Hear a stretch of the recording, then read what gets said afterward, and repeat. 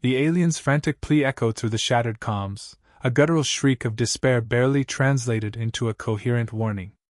"They are coming! Please, mercy!" The voice, raw and desperate, spoke of inevitable doom, a crushing force that threatened to consume everything. Amidst the desolate, war-torn expanse of the Kthar frontier, where asteroid dust mingled with the silent debris of forgotten battles, such cries were common, usually the last gasp of a doomed vessel. But this one held an unusual resonance, a plea for something beyond simple survival, begging for compassion in a cosmos defined by brutal conquest. And here, in this unforgiving crucible, a most unlikely savior was about to emerge. This was Kale's domain. A decorated human soldier, his angular features and steely gaze were etched with years of unwavering commitment to the human-first interstellar empire. Kale embodied the very principles of his military: precision, discipline, and an absolute adherence to the mission. He was a cog in a vast, xenophobic machine, operating on the fringes of a contested system, a human bulwark against the myriad alien species that dared to challenge humanity's self-proclaimed destiny. His uniform, meticulously maintained even amidst the grime of prolonged patrols, bore the insignia of a veteran, a warrior who had served with distinction in countless campaigns, always following orders, always prioritizing human-first directives above all else. Today, Kale's patrol unit, the Hammer of Soul, was on a routine sweep, its sensors cutting through the void. Suddenly, an anomaly. A faint, garbled distress signal, erratic and alien, pulsed from a sector previously designated as a hostile, no-go zone. Initial orders were etched into their very core: neutralize any threats. This remote region of space, rife with resource-rich but unstable planets, was a strategic choke point, and the human-first ethos, often summarized with the grim mantra, "Humanity, fuck yeah," dictated that any non-human presence here was by definition an incursion, a challenge to be met with overwhelming force. Their empire had been built on expansionism, fueled by a deep-seated xenophobia carefully cultivated by generations of propaganda, painting all alien life as either obstacles or resources. The frontier was a harsh mistress, demanding constant vigilance. Every flicker on the scanner, every distant energy signature, could mean life or death. Danger was the constant companion, a silent third presence in every cockpit. Resources were scarce, life even scarcer, and the tension was a palpable weight that pressed down on every crew member. Now, that tension was about to snap. Kale's unit prepared for engagement, their weapons systems cycling, shields powering up. They braced for the anticipated combat scenario, a swift, surgical strike against whatever foolish alien vessel had strayed into human-first territory. Yet the distress call, fragmented and desperate, sounded different. It wasn't a challenge, it was a surrender. It hinted at something far more complex than a simple skirmish, a whisper of vulnerability that cut through the battle-hardened resolve of Kale's crew. Before we dive deeper into Kale's impossible choice, hit that subscribe button to join our journey through epic tales of courage and rebellion. The Hammer of Soul sliced through the void, instruments screaming as they closed on the coordinates. Kale's hand hovered over the weapons console, his eyes fixed on the main view screen, expecting the telltale energy signatures of a skirmish-ready warship. Instead, what materialized from the darkness was a derelict, battered hull, drifting aimlessly amidst a cloud of debris. It was an alien transport, clearly unarmed, its external plating scarred and ruptured, venting atmospheres slowly into the vacuum. This wasn't a combat vessel. It was a ghost, a victim of some unseen aggression. A heavy silence fell across the bridge, the anticipation of battle replaced by a gnawing sense of unease. This was not what their protocols prepared them for. Kale ordered a boarding party assembled immediately, overriding the usual cautious approach that would demand a perimeter sweep and extensive threat assessment.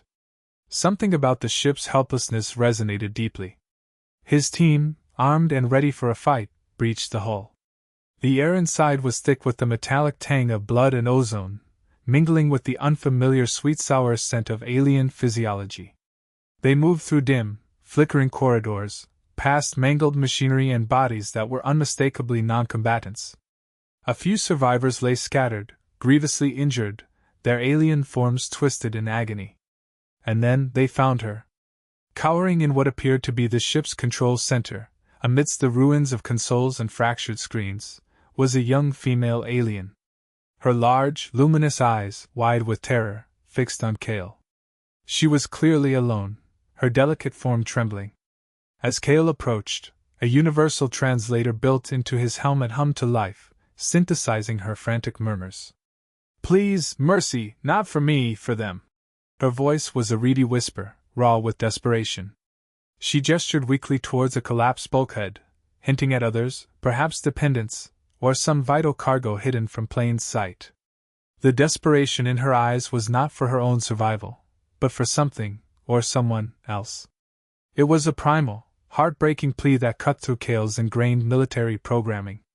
He was trained to see aliens as threats, as the other, but looking at her, seeing her genuine fear, he saw only vulnerability. Kale's internal struggle began the moment her plea registered.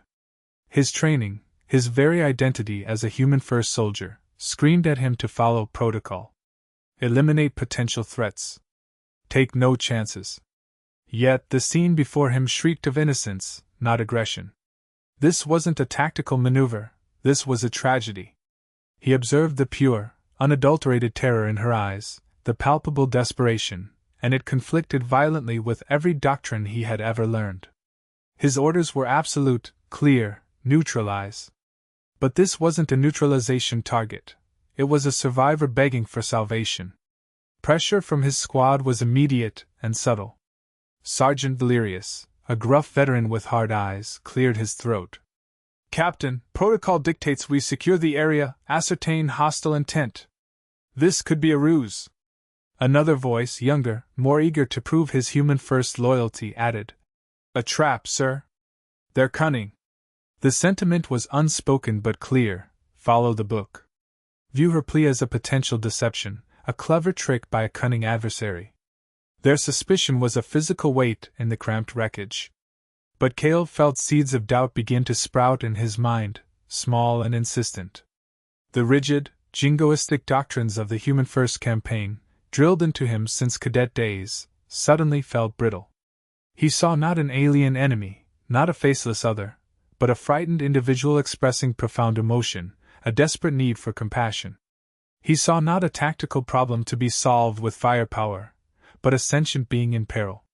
And for the first time in his distinguished career, Kale questioned everything he had been taught.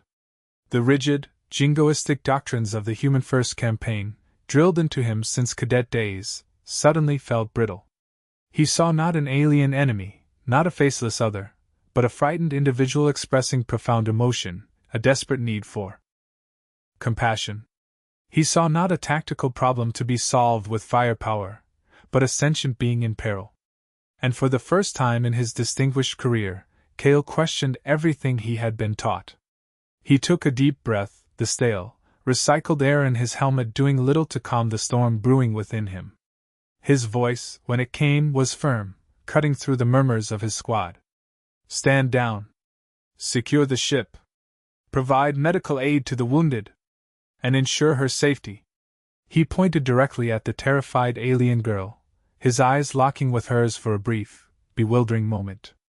It was an unprecedented choice, a direct defiance of protocols that had governed his entire military life. His squad members stared, bewildered. Sergeant Valerius's jaw tightened, a silent question passing between them. The younger, eager soldier openly gaped, his face a mixture of shock and disbelief. This was not merely bending the rules, this was shattering them. Kale could feel their collective unease, the unspoken accusations of weakness, of dereliction of duty. His authority, once unquestioned, hung precariously in the humid, metallic air of the alien craft. But the decision was made. He had offered mercy, a concept almost entirely absent from the human-first lexicon when dealing with non-humans. The young alien, Lyra, watched Kale with a species of stunned disbelief. Her large, iridescent eyes, shimmering even in the dim light, reflected his face. Her initial terror, a primal fear of the unknown aggressor, slowly began to recede, replaced by a cautious, fragile hope. She didn't understand the human's language beyond the translator's output, but the tone, the stance, the unexpected gesture of putting away weapons spoke volumes. It was an alien gesture, yet universally understood. As Kale's team reluctantly began to secure the ship, their skepticism still palpable, they ventured deeper into the vessel. It was then they made the discovery that would solidify Kale's defiance and irrevocably change his path. Beyond the collapsed bulkhead Lyra had gestured towards, shielded by what remained of the ship's internal structures, huddled together in makeshift cots, were dozens of small, fragile forms. Alien children. And elders, their faces etched with the weariness of a long, desperate journey. This was no military transport carrying combatants or strategic assets. This was a civilian evacuation, a vessel full of the most vulnerable members of an alien society, fleeing an unseen horror. The sight intensified Kale's moral conflict 1,000-fold. The potential disciplinary consequences for his actions, once a distant threat, now loomed large and immediate. He had chosen to protect innocence, not just over following a brutal order, but over the very foundation of his military career and possibly his life. But the sight of those innocent eyes, wide with fear and hope in equal measure, solidified his conviction. This was not a tactical miscalculation, this was the right thing to do. He remembered a quiet evening on Terra, long before the ceaseless campaigns, a memory of a child lost in the chaos of a market, separated from her parents, her small voice echoing the same primal fear he now saw in Lyra's eyes. He had been a cadet then, too young to fully understand the weight of such sorrow, but the memory had stayed with him, a quiet reminder of vulnerability. Perhaps it was that flicker of empathy, buried deep beneath layers of military conditioning, that now resurfaced, providing a subtle, almost subconscious backstory for his unprecedented act of compassion. Kale knew he was walking a thin line. He drafted a preliminary report for command, carefully choosing his words. He described a disabled, non-hostile alien transport, its crew wounded, but meticulously omitted any mention of the children, the elders, or Lyra's desperate plea for mercy. He simply stated, "Non-combatants encountered, rendered aid as per humanitarian protocols." It was a lie of omission, a carefully constructed narrative designed to buy time, to obscure the full extent of his deviation from the brutal human-first directives, knowing full well that any scrutiny would unravel his carefully woven deception. His chest tightened with the knowledge that he had just committed an act of treason, not against an enemy, but against his own people. Kale's chest tightened with the knowledge that he had just committed an act of treason, not against an enemy, but against his own people. His hastily constructed, heavily redacted report landed on the desk of Sector Commander Thorne, a man whose reputation for ruthless efficiency and unwavering loyalty to the human-first doctrine preceded him. Thorne's expression, usually a mask of stoic authority, tightened almost imperceptibly as he scanned the brevity of Kale's submission. A non-hostile vessel, found in a designated hostile zone, with humanitarian protocols, cited for aid? It was suspiciously clean, too sparse for a detailed report from Kale, who was known for his meticulousness. The complete absence of detailed alien classification or threat assessment raised more red flags than a parade. Thorne immediately suspected obfuscation, a deliberate withholding of critical intelligence. He'd seen this before, junior officers getting soft. Within hours, Kale received a coded dispatch from command. The message was succinct, yet its implications were profoundly clear. New orders were issued. Kale was to conduct a thorough and exhaustive investigation of the alien vessel, going beyond his initial superficial assessment. He was instructed to interrogate the survivors with all necessary means to ascertain their true purpose and origins. The most chilling directive, however, was to neutralize any subversive elements or assets deemed detrimental to human-first security. The subtext, delivered with the cold precision of military jargon, was unmistakable: find a reason, any reason, to justify their destruction. This was not an inquiry. It was a thinly veiled instruction to retroactively validate the original, brutal protocol Kale had defied. Internal division within Kale's unit began to surface almost immediately. While some members, particularly those who had witnessed Lyra's genuine plea and the discovery of the children, found their ingrained human-first ideology wavering, a core of hardliners remained rigid. Sergeant Valerius, though initially compliant, now watched Kale with a scrutinizing gaze, a silent question in his eyes. "How far will you take this, Captain?" The younger, more zealous soldiers grumbled amongst themselves, their loyalty to Kale tested by his perceived weakness and his outright defiance of direct orders. A subtle tension, almost a crack, appeared in the previously unbreakable facade of his command. Meanwhile, the bond between Kale and Lyra deepened. Faced with Kale's continued protection, despite the clear disapproval emanating from his own ranks, Lyra's cautious hope blossomed into genuine trust. She began to share fragmented stories of her people, the Xylos, their peaceful existence shattered by the relentless advance of the human First Fleet, forcing them into desperate evacuations. She spoke of worlds burned, of families scattered, of the desperate flight that led them to this moment.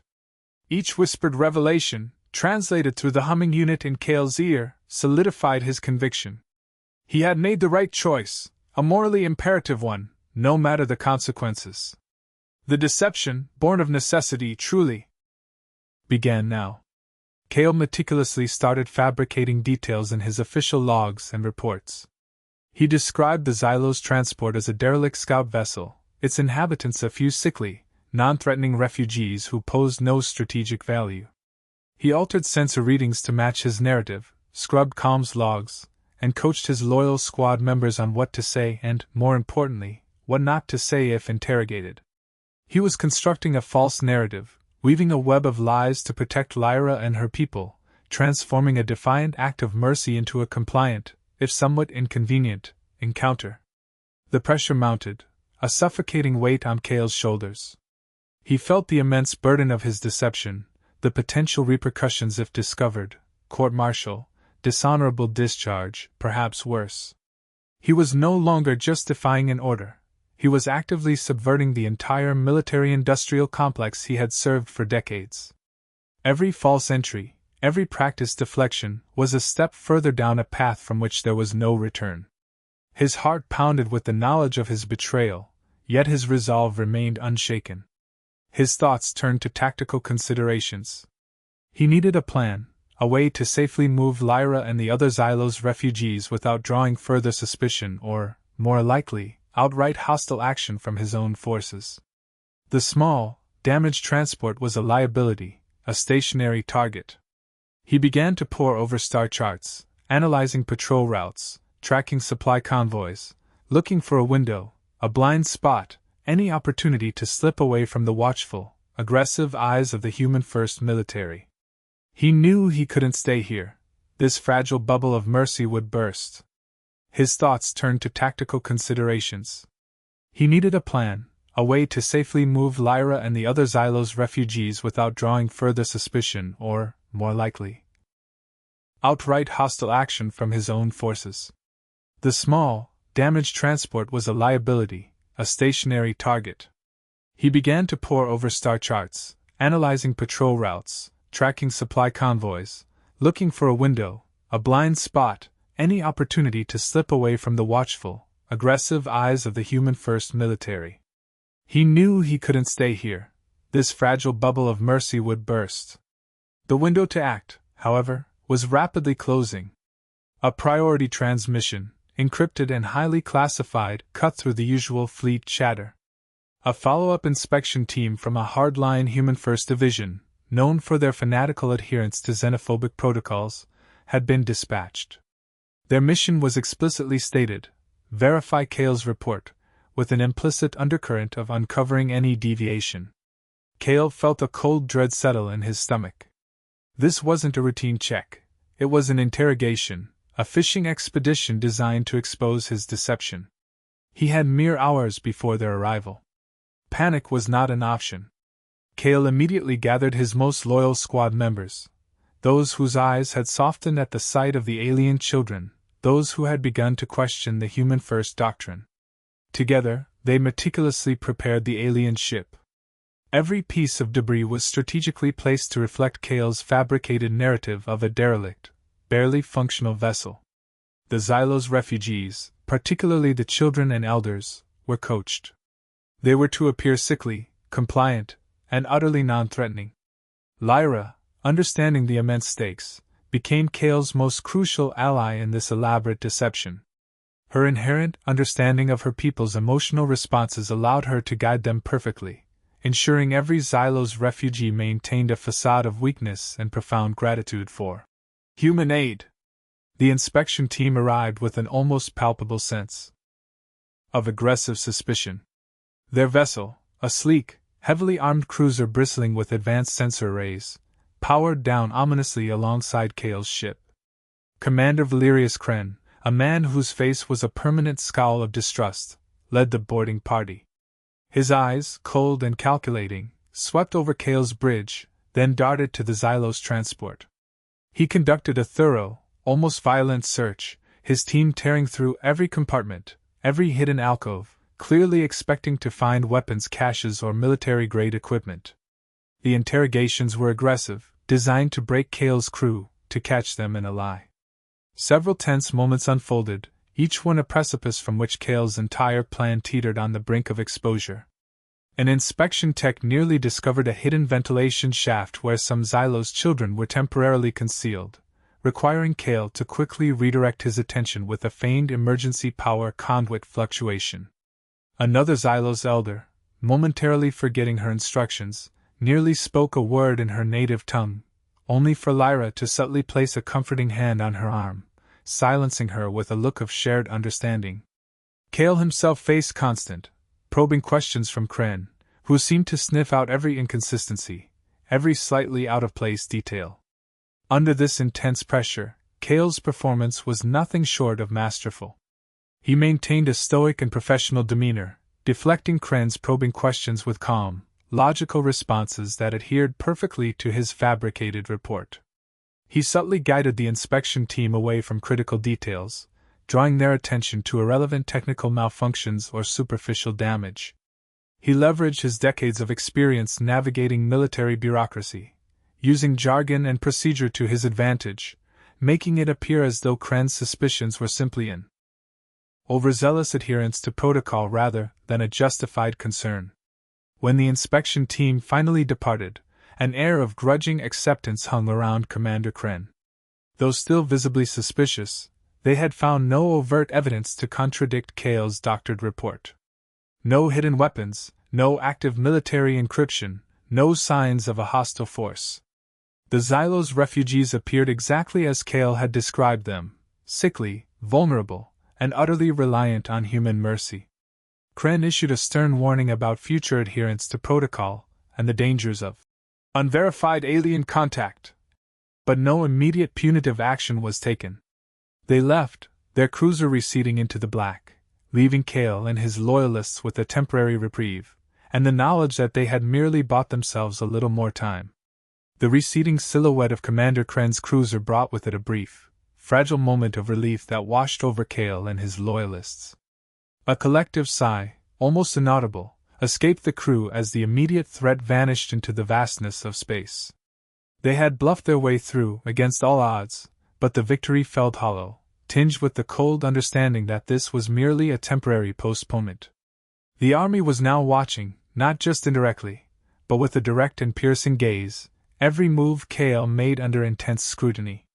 His insubordination, though unproven, had been noted, and the next mistake, however minor, would be seized upon without hesitation. Kale knew he couldn't simply wait for the next inspection, the next suspicious commander. He had to act, and swiftly. The Xylos, currently hidden and protected, were still fundamentally vulnerable. He needed to get them out, truly out, of human-first jurisdiction. He began to meticulously devise a daring plan, sketching out jump lanes and potential routes on holographic star charts, seeking out the blind spots in the vast human-first surveillance grid, the lesser-used corridors of space traffic that might still offer a chance of escape. His deep knowledge of military logistics, acquired over decades of service, became his most potent weapon against the very system he now defied. He understood the scale of the resources he would need: fuel, provisions, medical supplies, perhaps even modified transponders to mask their vessel's signature.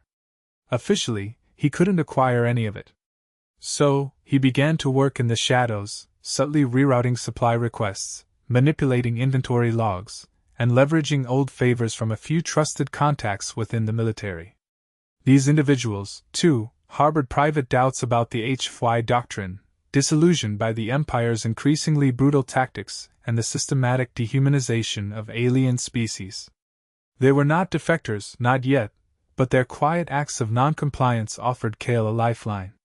His loyal squad members, however, began to show the strain.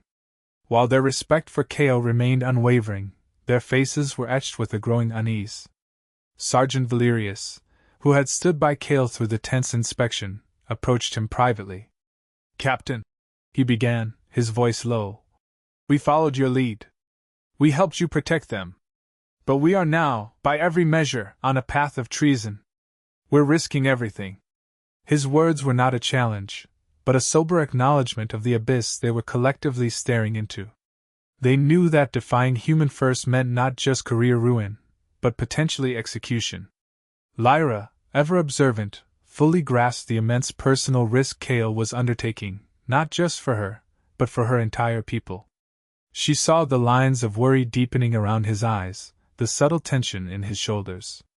Her gratitude became a tangible force, a silent promise whispered in her people's hushed tones, a bond forging between species that transcended language.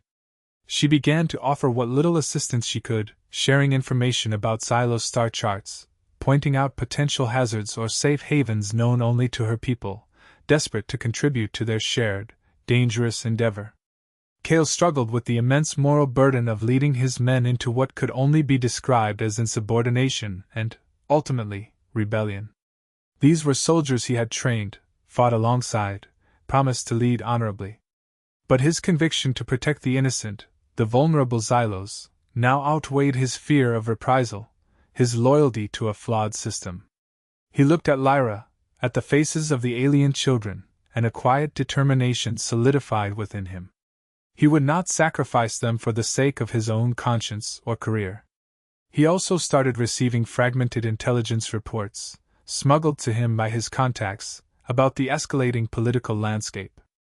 Increased HFY propaganda was flooding the channels, demonizing alien species, stoking xenophobic fears. Tensions were heightened across the contested sectors, with command issuing ever more draconian directives.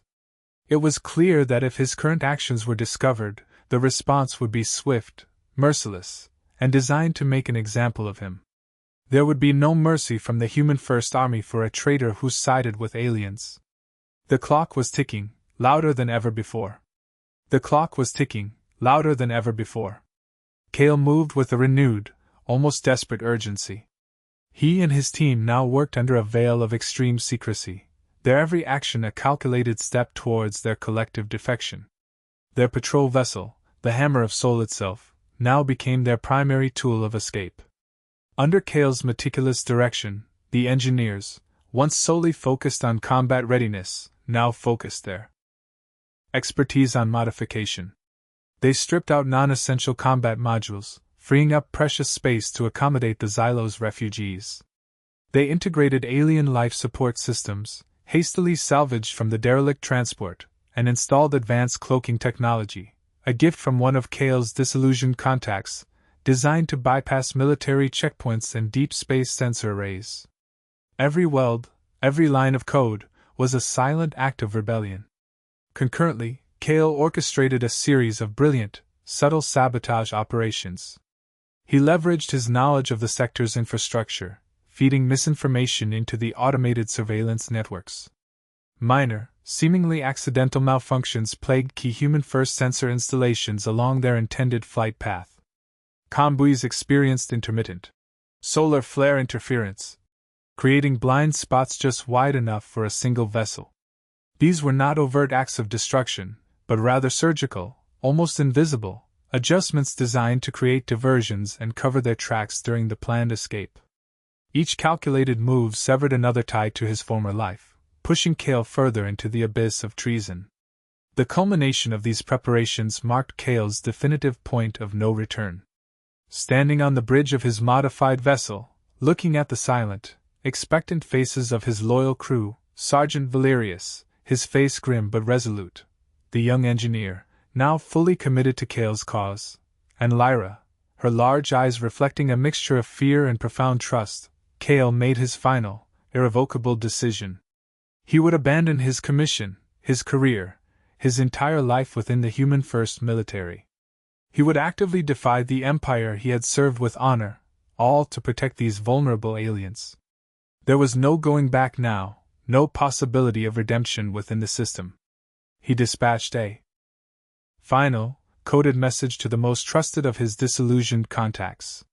It was brief, filled with archaic military slang and double entendres, hinting at his intentions and the unjust nature of the military's actions that had driven him to this extreme. He knew the message would be understood, and it would serve as a final, silent farewell to the old life, a testament to his broken faith in an empire consumed by its own xenophobia. His thumb hovered over the transmit button, a moment of profound gravity, before he pressed it, severing the last fragile link to his past.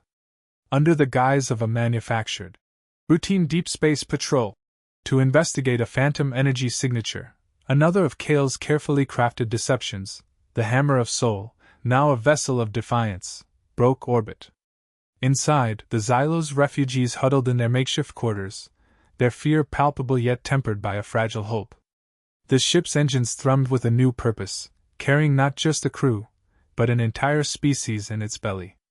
They cleared the local system perimeter, passing silently through the now sabotaged sensor grids, their cloaking systems functioning flawlessly. The initial success was intoxicating. They managed to bypass the first layer of military scrutiny with surprising ease, a testament to Kale's meticulous planning and his team's unwavering execution. The void stretched before them, seemingly open and free. A wave of cautious optimism rippled through the crew. Perhaps, just perhaps, they could slip away unnoticed, disappear into the vastness of the uncharted fringes. That fragile hope was, however, short-lived. Almost immediately, Kale's command realized that his patrol had deviated significantly from its assigned trajectory. The phantom energy signature was rapidly dismissed as an anomaly. The unexpected course change, the lack of expected comms chatter, and the sudden silence from Kale's vessel raised alarms. The Human First military, a machine built for swift and brutal reprisal, reacted with characteristic efficiency.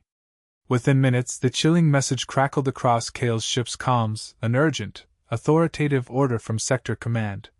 Unauthorized deviation detected. Return to designated patrol vector immediately. Failure to comply will be met with full force. A pursuit was initiated. The automated warning from Sector Command was quickly followed by a flurry of increasingly aggressive hails that filled the bridge with an oppressive sense of dread. Kale knew this was it. The Human First military, now fully aware of his defection and the unauthorized course of his vessel, mobilized a significant force. Scanners, once placid, now bloomed with hostile contacts, patrol frigates, then destroyers, and finally, the ominous signature of a heavy cruiser, all converging on his position. He was no longer just a wayward captain, he was a traitor, and they intended to apprehend him, by force if necessary. Kale, however, was not without his own advantages. Decades of service had ingrained in him an encyclopedic knowledge of military protocols, a deep understanding of their tactical doctrines, and an intuitive grasp of space navigation. He barked orders, his voice calm despite the rising tension. Engage evasive maneuvers. Plot a course for the Cygnus Rift, maximum burn. The Cygnus Rift was a notorious asteroid field, a chaotic labyrinth of rock and ice, infamous for its unpredictable gravitational eddies and dense field interference that played havoc with sensors. It was a hellish place to navigate, but it offered the only chance to outmaneuver and temporarily evade his pursuers. The Hammer of Soul, despite its modifications, was not built for a chase against dedicated warships, but Kale pushed it to its absolute limits.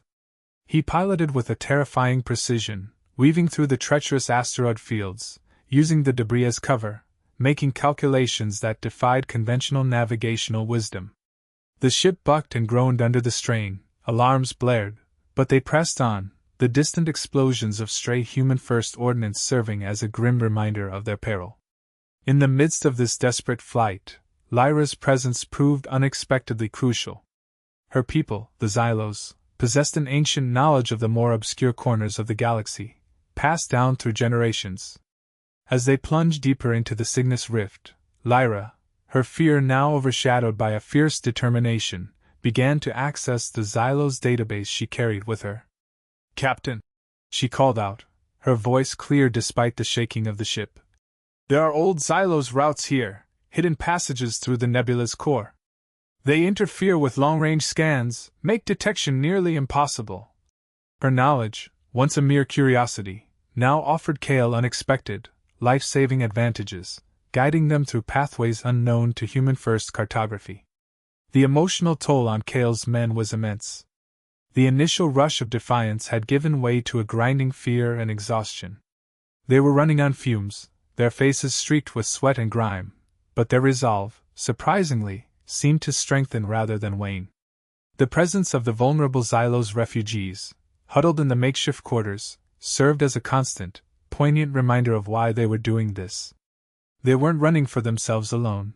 They were protecting innocents, shielding the defenseless from the brutal, unfeeling might of an empire. Kale, his face grim, intercepted increasingly aggressive communications from the Human First Fleet. The chatter was no longer about apprehension, it was about neutralization. Orders were given for lethal force authorization and hostile asset disposal. The intent was clear: they would be destroyed. The casual brutality of the language, used to describe the very people he had once sworn to protect, sickened him. He gathered his core crew on the bridge, the Xylos hiding below. "Listen to me," he said, his voice steady, cutting through the ship's groaning protests. "What we are doing is treason by their laws. But by any standard of decency, it is morally righteous. They will not show mercy to these people. We are their only hope." He met each of their eyes, reinforcing the moral justification of their actions, emphasizing the profound innocence they were risking everything to protect. They experienced several hair-raising, gut-wrenching near misses. A destroyer's energy torpedoes, narrowly diverted by Kale's last-second evasive maneuvers, vaporized large asteroids mere meters from their hull. A cruiser's railgun rounds tore through the void where they had been moments before, the flashes of light momentarily blinding. Each close call chipped away at their dwindling energy and resources, but each narrow escape also solidified their desperate, defiant resolve. They were barely escaping destruction, but they were escaping, and that, Kale knew, was a victory in itself. The Human First Fleet, relentless and unforgiving, closed in, their advanced tracking systems and predictive analytics anticipating Kale's every evasive maneuver. Their pursuit wasn't just brute force, it was a sophisticated, calculated hunt designed to wear down and corner its prey. Kale watched the tactical display, the multitude of red contact signatures slowly, inexorably tightening around his single, defiant green blip. The asteroid field, once a sanctuary, was now becoming a cage. Kale was forced to make increasingly difficult strategic sacrifices. He jettisoned empty fuel cells, creating a brief, explosive diversion that bought them precious minutes but left them with fewer reserves. He allowed a section of their outer hull to be grazed by a small energy burst, feigning critical damage, hoping to mislead their pursuers into believing they were more crippled than they truly were, pushing his ship to its absolute limits of structural integrity. Every decision was a gamble, trading a piece of their future for a sliver of the present. Lyra, her initial terror now fully transformed into a quiet, fierce resolve, actively assisted Kale.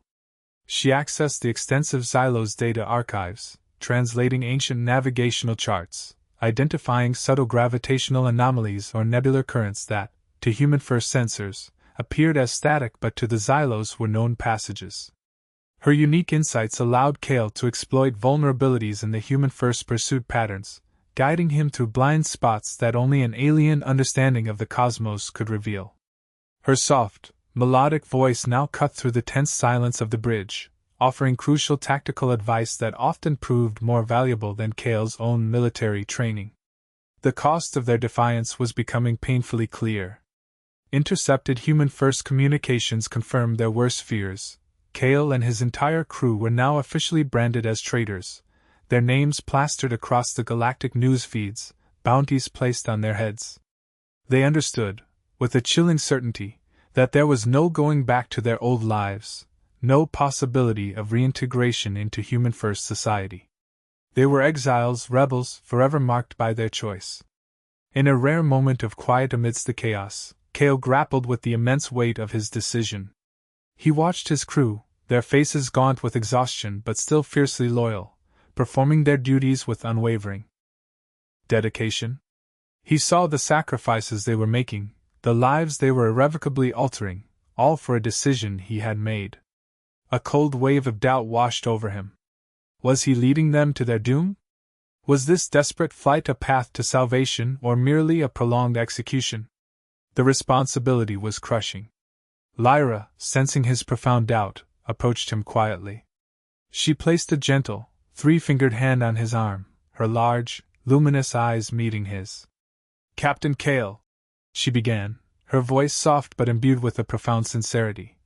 "You have given us hope where there was only despair. You have shown us that not all humans are alike. What you do, it is not for nothing." Her words, simple yet powerful, resonated deep within him, reinforcing the value of his actions and the fragile but potent hope they carried for a future beyond the human-first tyranny. It was a reassurance that, despite the impending darkness, their journey had meaning. As the human-first fleet solidified its cordon, Cale realized with grim certainty that he could not outrun them indefinitely. Their advantage in numbers and resources was too great. Running would only delay the inevitable. He began to plan for a confrontation, not a surrender. His eyes roamed the star charts, searching not for an escape route, but for a battlefield, a place where he could make a stand, a place where his limited resources could be amplified by the environment, a place where a desperate gamble might just turn the tide. The chase was ending, the fight was beginning. The chase was ending, the fight was beginning. Cale, his jaw set with grim determination, intentionally led his relentless pursuers into the heart of a cosmic labyrinth he had meticulously pre-selected. It wasn't a stellar nursery or a gas giant's swirling vortex, but a desolate, ancient alien wreckage field, a graveyard of forgotten civilizations that stretched for light years. Here, amidst the skeletal remains of colossal starships and the silent drift of energy-dampening debris, the human-first fleet's numerical superiority and technological edge would be severely hampered. Or so he hoped. The environment itself would be their ally, a chaotic, unpredictable force to balance the scales. As the hammer of Sol plunged deeper into the field, its sensors screamed with proximity alerts. The human-first flagship, a menacing behemoth named the Retribution, commanded by the particularly zealous and unyielding Admiral Thorn himself, emerged from the interstellar dust. Its heavy weapons charged, bathing the wreckage in an ominous crimson glow. Thorn's voice, cold and laced with disdain, crackled over the open channel, cutting through the static-filled air of the hammer's bridge. "Captain Cale, this is Admiral Thorn. Your defiance ends now. Surrender your vessel, your crew, and the Xeno cargo. Failure to comply will be met with immediate and overwhelming force." Cale's response was immediate, resolute, and broadcast across all frequencies, deliberately targeting not just the Retribution, but every human-first vessel within range, hoping it would reach beyond, perhaps even back to the propaganda-laden core worlds. His voice, amplified and unwavering, filled the bridge. "Admiral, I will not surrender. You call them Xeno cargo, but they are sentient beings, fleeing your genocidal campaign. Your human-first ideology is a cancer, consuming compassion and decency. My defiance began the moment I chose mercy over your brutality, and it will end only when these innocent lives are safe." He condemned the HFY dogma, defending his choice to protect the innocent, directly challenging the military's pervasive narrative of unquestioning obedience. With Cale's defiant message hanging in the air, the battle began. The Retribution unleashed a volley of plasma bolts, turning the wreckage field into a maelstrom of explosions and debris. Kale, a master tactician, immediately ordered evasive maneuvers, weaving the hammer through the treacherous environment. He used the field's dense concentrations of silent, inert ships as shields, turning the enemy's own firepower against them. The hammer's modified engines screamed, pushing the vessel to its absolute physical limits, its hull groaning under the strain of sudden accelerations and decelerations. This was a desperate, asymmetrical fight, a single ship against an entire fleet, with overwhelming odds. Kale's crew, fighting with an unwavering loyalty born from shared defiance and a profound sense of purpose, performed incredible feats under pressure. Sergeant Valerius, manning the main gun, expertly targeted the Retribution's point defense systems, creating momentary windows for Kale to exploit. The engineers, despite the constant structural alarms, kept the shields fluctuating, diverting power to critical systems, ensuring the refugee section of the vessel remained as secure as possible. They were no longer just soldiers. They were heroes in defiance, each action a testament to their conviction. Lyra, her face a mask of intense concentration, became Kale's eyes and ears within the chaos. Her Xylos physiology allowed her to perceive subtle energy fluctuations and gravitational distortions within the wreckage field that were invisible to human sensors. "Captain, a rift, to your starboard!" she cried, pointing towards a pocket of unstable space that could swallow a ship whole. "Their flank, it is exposed near that ancient vessel's power core." Her real-time intelligence was critical, helping Kale identify weaknesses in the enemies formation and environmental hazards that could be weaponized, turning the very chaos of the battle to their advantage. But the fight was brutal, and the cost was heavy. Both sides took damage. The Hammer of Souls shuddered violently as a concentrated volley from a human-first frigate slammed into its portside shields, causing a cascade failure in the auxiliary power conduits. Fires erupted in Deck 3, and a piercing cry from the medical bay confirmed injuries among the crew and, horrifyingly, some of the Xylos refugees. Two of Kale's loyal crew, young men who had believed in his cause, were lost when a stray piece of debris, energized by a plasma blast, breached their section of the hull. Their names, now etched into Kale's burdened consciousness, were a stark reminder of the immense sacrifice his defiance demanded. The Hammer was heavily compromised, but it was still fighting, clinging to existence against a relentless tide.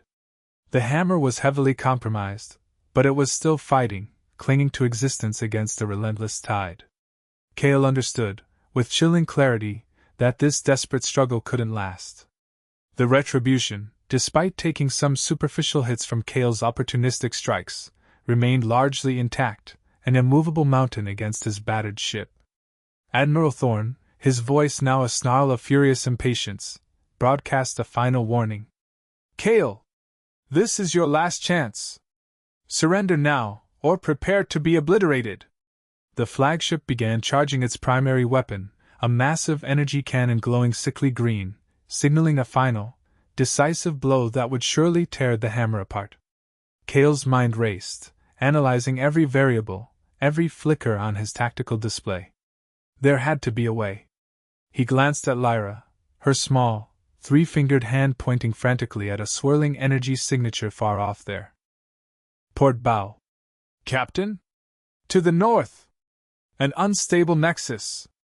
Old Xylo's deep space energy node, failing." Her voice was strained, but her eyes held a spark of desperate insight. Kale's gaze snapped to the indicated coordinates, a chaotic confluence of gravitational forces and residual alien energy, barely registered by human sensors. It was a long shot, an impossible gamble, but it was the only option left. "Hard to port. Maximum thrust. Route all available power to main thrusters and ventral shields," Kale bellowed, executing a last-ditch, incredibly risky maneuver. He was gambling everything on a single, improbable action that leveraged the volatile environment. He intended to slingshot the Hammer through the unstable energy nexus, hoping its chaotic energies would shield them, perhaps even overload the Retribution's targeting systems. It was an act of pure desperation, a defiance of all conventional naval tactics. Admiral Thorne, watching the hammer's suicidal trajectory, screamed into his comms. "He's mad! He's going directly into the Nexus! Fire! Fire everything! Don't let him make it!" Thorne's rage, fueled by Cale's persistent defiance, escalated the attack to extreme levels. He ordered his fleet to engage in reckless maneuvers, risking their own forces by pushing too close to the unstable energy field, desperate to prevent Cale's escape and utterly crush the rebellion he represented. The Hammer of Soul plunged into the swirling, shimmering vortex of the energy nexus. Alarms shrieked a deafening cacophony. The ship was buffeted violently, systems flickering, hull groaning under forces it was never designed to withstand. For agonizing seconds, Cale fought the controls, wrestling the ship through the maelstrom. And then, with a blinding flash of light and a thunderous roar that reverberated through the void, Cale's desperate gambit paid off. The unstable energy nexus, agitated by the hammer's passage and the proximity of the heavily armed human First Fleet, became a weapon. It didn't just shield Cale, it retaliated. A massive, uncontrolled energy discharge erupted from the core of the Nexus, a roiling wave of raw power that slammed directly into the charging Retribution. The flagship, caught entirely off guard, staggered, its shields flickering and then collapsing. Explosions ripped along its dorsal spine, secondary systems went offline, and its mighty weapon, fully charged, detonated prematurely, tearing a gaping hole in its bow. The environmental collapse, triggered by Cale's desperate act, incapacitated most of the pursuing fleet, their advanced electronics fried by the unpredictable energies. The unexpected consequence of Cale's gamble was staggering. The damage to the flagship, particularly the explosive failure of its primary weapon, exposed something far more sinister. As the Retribution reeled, its compromised broadcast systems, designed for secure, internal military communications, inadvertently went wide. For a terrifying, critical minute, the entire sector, and potentially beyond, received a raw, unfiltered data stream directly from the flagship's core processors. It wasn't just schematics or battle logs, it was deeply encrypted files, now accidentally decrypted by the energy surge, revealing evidence of brutal campaigns, classified orders for the extermination of non-compliant alien populations, and even internal memos detailing the systematic cover-up of human-first war crimes against species never before acknowledged outside top-secret command. The human-first narrative, carefully constructed over centuries, shattered in that single, horrifying minute. Witnesses across the sector, even within the human empire itself, received irrefutable proof of their monstrous atrocities. With the bulk of the pursuing fleet neutralized or severely crippled, Cale secured a precious, unexpected window of opportunity. The chase was over, for now. The galaxy would never be the same. The galaxy would never be the same. The Hammer of Soul, battered and scarred, emerged from the chaotic energy nexus, its engines sputtering, hull plating fractured, but functional. Inside, Cale slumped against his command chair, utterly exhausted but alive. His crew, covered in soot and sweat, breathed ragged sighs of relief, their eyes wide with a mixture of terror and awe at their impossible survival. The Xylos refugees, though shaken by the violent maneuvers, were safe, huddled below decks, their anxious whispers slowly turning into cautious murmurs of thanks. The immediate danger had passed, leaving behind a silence more profound than the roar of battle. Cale knew, however, that this narrow escape wasn't an ending, but a new, more perilous beginning. They couldn't simply flee forever, hoping to disappear into the vastness of space. The accidental exposure of the military's darkest secrets, broadcast across the sector, meant they had gained powerful, albeit dangerous, allies, and even more dangerous enemies. The human First Empire would certainly retaliate, and with extreme prejudice.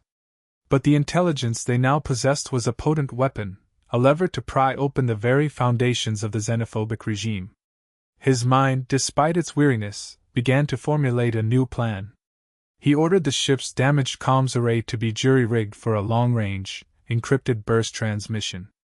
He would use the compromised intelligence, the detailed schematics of human-first atrocities, the coded military orders for extermination, to contact a known anti-HFY resistance movement.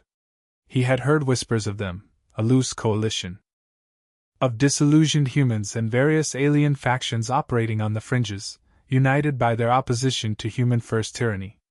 It was a desperate gamble, reaching out to potential strangers, but it was their only viable path to sanctuary and assistance. The intelligence released during the battle caused a seismic stir within the galactic community. News traveled faster than light, and the raw, unfiltered data stream from the Retribution painted a horrifying picture of human-first brutality. Propaganda ministries across countless systems scrambled, desperately trying to discredit the leaks, but the evidence was undeniable, the sheer volume of data overwhelming.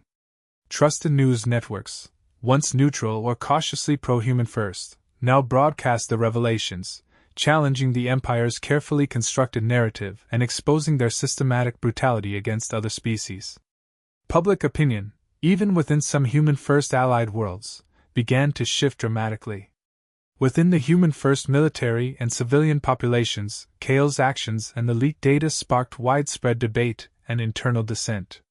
Soldiers who had blindly followed orders now questioned their purpose. Civilians, fed a diet of xenophobic propaganda, grappled with the cognitive dissonance of their supposed protectors being exposed as genocidal oppressors. The Empire, for the first time in its history, faced a crisis of legitimacy, an internal fracture born from a single act of mercy. Whispers of rebellion, once suppressed, now grew louder, resonating with a renewed sense of moral outrage. For Lyra and her people, the Xylos refugees, Kale's sacrifice had opened a tangible path to safety, and potentially, a future for their species. They had witnessed firsthand the darkness of human-first aggression, but they had also witnessed the profound light of human compassion. The leaked intelligence, exposing the truth of their plight to the wider galaxy, transformed them from nameless victims into a cause, garnering sympathy and support from unexpected corners. The hope that had been a fragile ember now flared into a vibrant flame, promising a possibility of rebuilding, of thriving once more. Kale, as he watched the stars streak past the battered viewscreen, understood that his identity had irrevocably changed. He was no longer just Captain Kale, a decorated human-first soldier. He was a symbol of rebellion, a living testament to the possibility of a different humanity. He was the protector of the oppressed, a beacon of hope against tyranny, carrying the weight of countless lives and the burning truth of an empire's crimes. His escape had become more than just a flight, it was a declaration. The Hammer of Soul, a testament to defiance and survival, finally limped into a new sanctuary. It was a hidden, verdant planet nestled deep within an uncharted nebula, a world known only to the most secretive elements of the resistance movement. Lush, alien flora glowed softly under a binary sunset, casting long, ethereal shadows across the landing zone. Kale, Lyra, and the remaining crew, along with the Xylos refugees, disembarked, their weary bodies aching but their spirits buoyed by the profound sense of relative safety. This was not merely a destination. It was a new beginning, a place of healing and possibility, far removed from the brutal reach of the human-first empire. The initial days were a blur of activity. Engineers from the Resistance, impressed by the Hammer's modifications and the sheer resilience of Kale's crew, immediately began the daunting task of repairing the heavily damaged vessel. Medical teams, a diverse mix of human and alien healers, tended to the wounded, their specialized knowledge working in concert to soothe the physical and psychological scars left by the ordeal. Lyra and her people reveled in the simple luxury of fresh air and clean water, the children exploring the gentle landscape with a cautious wonder, their laughter a healing balm for everyone present. For Kale, this sanctuary marked the completion of his transformation. The rigid, disciplined human-first officer was gone, replaced by a leader who had fully embraced his role as a protector and the reluctant figurehead of a burgeoning rebellion. He shed the last vestiges of his military persona, the unspoken rules and ingrained loyalties dissolving under the weight of a far greater moral imperative. His uniform, now tattered and stained, was set aside, replaced by the simpler, unadorned clothing of a free man, a rebel, a guardian. He walked among the Xylos, no longer a soldier burdened by orders, but a man driven by compassion, his actions guided by an internal moral compass that had finally found true north. The resistance movement, a shadowy network of disparate factions, welcomed Cale with open arms, recognizing the immense strategic value of his actions and the intelligence he brought. His story, the leaked data, and his impossible escape had become a rallying cry, a potent symbol of what was truly possible when defiance met compassion. Leaders from various alien species and disillusioned human operatives sought his counsel, eager to understand the inner workings of the human-first military from an insider's perspective. Cale found himself in a new arena, no longer commanding a ship, but influencing a movement, his words carrying a weight he had never anticipated. Lyra, no longer the terrified refugee begging for mercy, blossomed in this new environment. She became a crucial ambassador for her people, her quiet dignity and unwavering spirit captivating those she met. She advocated not just for the immediate needs of the Xylos, but for their cultural preservation, their right to a future free from persecution. Within the diverse resistance coalition, she became a powerful voice, bridging understanding between species, sharing the lessons of their suffering and the profound impact of Cale's unexpected kindness. Her story, intertwined with Cale's, became a testament to the power of interspecies cooperation. Together, Cale and Lyra began to forge new alliances. Cale, with his strategic mind and intimate knowledge of the enemy, and Lyra, with her profound empathy and deep understanding of coexistence, proved to be a formidable team. They engaged with hesitant alien species, offering proof of human-first atrocities and a vision of a galaxy free from xenophobia. They reached out to sympathetic human factions, those who secretly chafed under the Empire's iron fist, inviting them to join a diverse coalition united against the human-first regime. The seeds of a true galactic rebellion were being sown, nurtured by trust and shared purpose. Cale often found himself gazing at the distant stars, knowing that the fight was far from over. The Empire would not fall easily, their reprisal would be swift and brutal. But he no longer felt the oppressive burden of despair. He had a clear purpose, a cause worth fighting for, surrounded by allies who believed in a future where mercy, not conquest, defined interaction. The weight of leadership was heavy, but it was a weight he now willingly bore, knowing that every choice, every sacrifice, was for something truly meaningful. The weight of leadership was heavy, but it was a weight he now willingly bore, knowing that every choice, every sacrifice, was for something truly meaningful. Cale's single, defiant act of mercy, amplified by the leaked evidence and his impossible escape, had unexpectedly ignited a wider, more organized resistance against the human-first empire.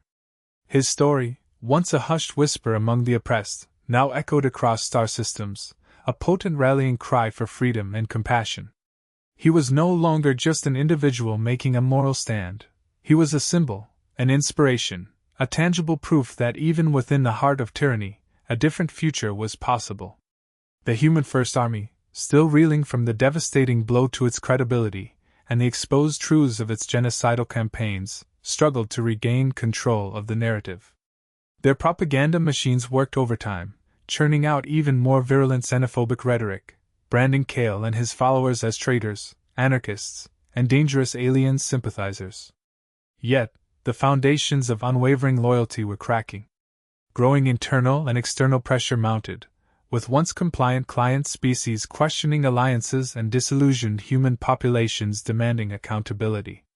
The Empire found itself embroiled in a propaganda war as fierce as any kinetic battle, fighting for the hearts and minds of the galaxy. Cale, now a respected strategist within the burgeoning resistance, found himself at the heart of this complex conflict. He spent his days in holographic war rooms, analyzing human-first fleet movements, identifying their vulnerabilities, and planning intricate missions. These operations were not solely focused on destruction. Instead, Cale emphasized exposing their lies, protecting vulnerable populations from further atrocities, and strategically disrupting their infrastructure. He taught the resistance to fight with intelligence and precision, leveraging their moral high ground as much as their limited firepower. His military acumen, once used to serve the Empire, was now meticulously repurposed to dismantle it from within.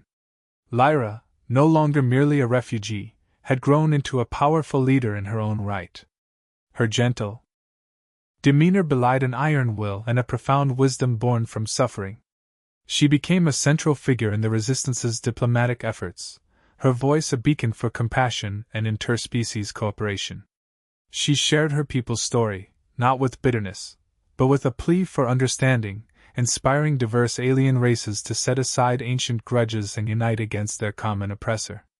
Her first-hand experience of human cruelty and human kindness made her a uniquely compelling advocate, weaving a narrative of hope where only despair had previously existed. She often spoke alongside Kale, their combined presence embodying the potential for a peaceful, unified future. The personal connection between Kale and Lyra, forged in the crucible of shared danger and profound trust, continued to deepen. Their relationship had evolved far beyond the simple dynamic of protector and protected. They were trusted allies, intellectual equals, and deep friends who understood the immense burdens each carried. Their bond became a living embodiment of the potential for unity, a testament to the idea that species, despite their differences, could not only coexist but thrive together, sharing a common purpose. Their quiet moments together, discussing strategies, sharing fears, or simply finding solace in each other's presence, were the emotional anchors in the storm of rebellion. The ongoing struggle against the Human First Empire was far from over. There would be more battles, more losses, more sacrifices. Kale knew this with a heavy heart. But his act of mercy, that single, seemingly insignificant deviation from protocol in a desolate corner of space, had irrevocably shifted the balance. It had given hope to countless oppressed species, ignited a fire of rebellion, and challenged the very core of a xenophobic empire. The galaxy was still at war, but now there was a genuine, vibrant hope that the future would be different. The story hinted at a profound, almost revolutionary future for humanity itself. Through Kale's unwavering example, through his radical act of compassion that transcended species, humanity might yet evolve beyond its xenophobic past. It suggested a path where humans could embrace a more inclusive galactic role, not as conquerors, but as empathetic members of a diverse interstellar community. Kale's journey was not just about saving others. It was about saving humanity from itself, offering a chance for redemption and a new definition of what it truly meant to be human in the vast, interconnected cosmos. The story had hinted at a profound, almost revolutionary future for humanity itself. Through Kale's unwavering example, through his radical act of compassion that transcended species, humanity might yet evolve beyond its xenophobic past. It suggested a path where humans could embrace a more inclusive galactic role, not as conquerors, but as empathetic members of a diverse interstellar community. Kale's journey was not just about saving others. It was about saving humanity from itself, offering a chance for redemption and a new definition of what it truly meant to be human in the vast, interconnected cosmos. The war against the Human First regime continued to rage across countless star systems, a brutal, protracted conflict of ideals and attrition. Kale knew the struggle would be long, filled with further sacrifice and hardship. Yet, as he stood on a high bluff overlooking the thriving Xylos settlement within the Resistance sanctuary, bathed in the gentle light of the binary sunset, he felt a profound sense of resolution concerning his immediate mission. Lyra and her people were safe. Their children played amongst the glowing alien flora, their laughter echoing through the valley, a vibrant symphony of life reclaimed.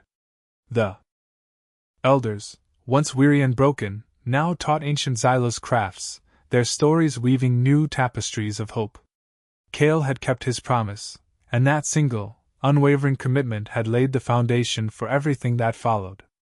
His initial act of mercy, a defiant ripple in the vast ocean of galactic xenophobia, had indeed reverberated across the entire galaxy. It prompted countless individuals, both human and alien, to question the established order.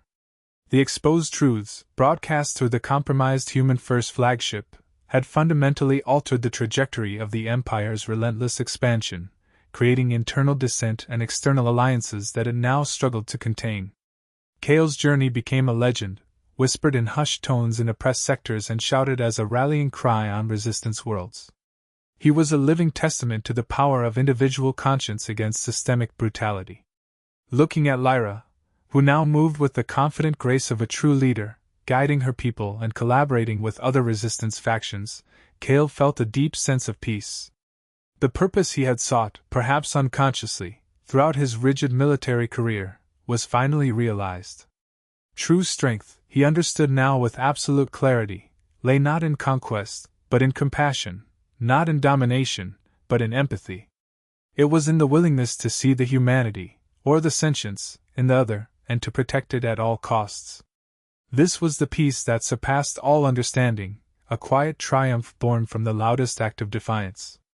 Cale chose to dedicate the rest of his life to building a more just and empathetic galaxy. He became a principal strategist and moral compass within the rapidly expanding resistance. Alongside Lyra, who continued to be his closest confidant and intellectual partner, he spearheaded initiatives to establish interspecies aid corridors, cultural exchange programs, and diplomatic efforts aimed at uniting disparate factions under a common banner of mutual respect. His military past, once a source of internal conflict, now served as an invaluable tool, allowing him to anticipate the human First Empire's moves and counteract their oppressive strategies with precision and foresight. He was no longer just fighting the war. He was building the peace that would follow. The story concluded not with the end of the war, for such conflicts rarely have a definitive, sudden cessation, but with the powerful, enduring message that even in the darkest, most desolate times, an individual's courageous choice for mercy can spark a revolution. It can redefine the meaning of what it truly means to be human, transcending narrow self-interest and xenophobia to embrace a universal compassion. Cale's single act of kindness towards a desperate alien girl had not only saved lives but had charted a new, hopeful course for an entire galaxy, proving that defiance born of empathy is the most potent force for change imaginable. The future remained uncertain, but hope, bright and undeniable, now blazed across the cosmos. If Cale's journey of defiance and compassion resonated with you, subscribe for more stories that challenge the ordinary. And click here to watch our next video on similar tales of heroism in unexpected places.